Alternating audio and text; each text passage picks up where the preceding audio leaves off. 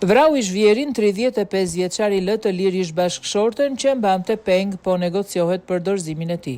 35 vjeçari Nertil Buzi ka lënë të lirë ish bashkëshorten e tij shtetasen rëplaka të cilën e mbante prej disa orësh. Sa kaq po negociohet që të dorëzohet dhe autori i cili ishte rrethuar nga forcat e policisë.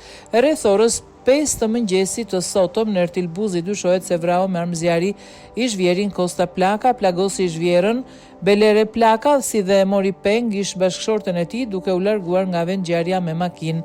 Sipas dëshmive të afërmve të viktimës, 35 vjeçari ishte arrestuar edhe herë të tjera nga policia Fierit, por ishte lënë i lirë nga prokuroria.